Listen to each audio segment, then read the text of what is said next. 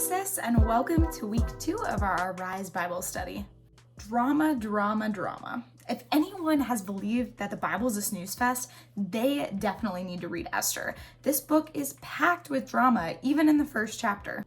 As we get ready to read, let's talk about the difference between descriptive and prescriptive texts. You'll notice pretty quickly that the book of Esther has some really mature themes, as well as characters who don't always live the most God-honoring lives.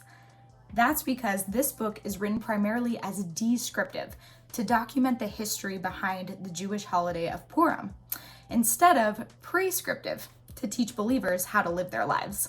Each time we open our Bibles, we should be asking ourselves what the primary purpose of the passage is, if it's descriptive or if it's prescriptive. And knowing that will help us understand how we can apply it to our lives today.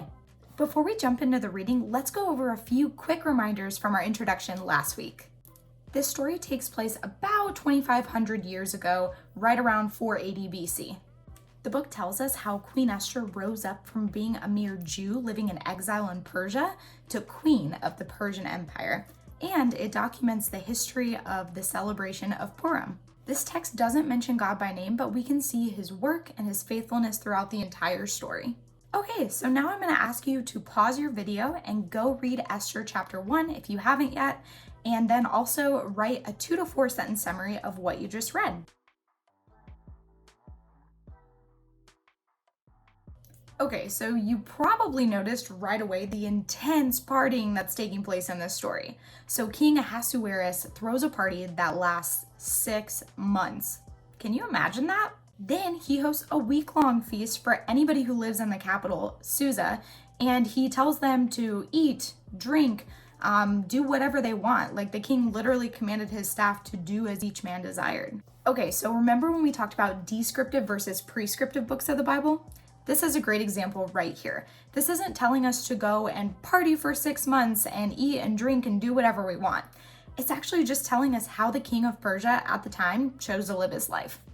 And as we'll come to see, this lifestyle didn't always lead the king to the wisest of decisions. On the very last day of this huge party, the king decides he wants to show off his women a little bit. So he asks Queen Vashti to leave the party that she's throwing for the women and come over to his party.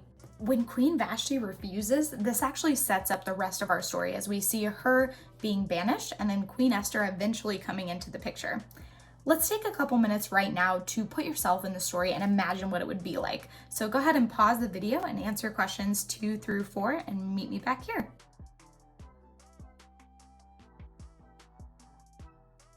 Of course, the text doesn't tell us exactly why the king threw the parties or why the queen refused to come into him, but I think verses 4 and 11 show us that there was at least a teensy bit of pride in the king's heart as this process was happening. While he showed the riches of his royal glory and the splendor and pomp of his greatness for many days, 180 days. And in order to show the peoples and the princes her beauty, for she was lovely to look at. My personal belief is that maybe the king was a bit of a show-off and the queen was kind of tired of it. Either way, this is going to get us right into the middle of our story as Queen Esther enters the picture and, spoiler alert, eventually saves the lives of the Jews. One other really important detail that we need to remember comes from verse 19, which says, "Let a royal order go out from the king, and let it be written among the laws of the Persians and the Medes so that it may not be repealed." A royal order from the king can't be repealed or revoked, and this is going to come back to haunt our story later.